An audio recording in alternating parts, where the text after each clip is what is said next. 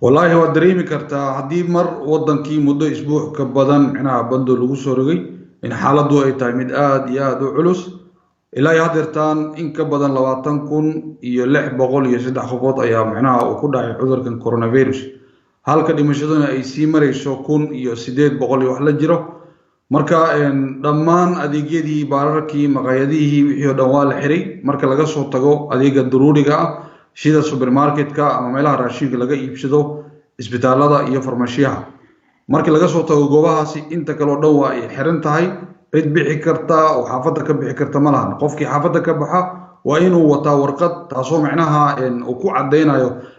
sababta uu xaafadda ugu dheeraanayo haddii uu u socdo wax daruuri ah inuu soo iibsado ama haddii uu u socdo xaalad macnaha lama huraan ah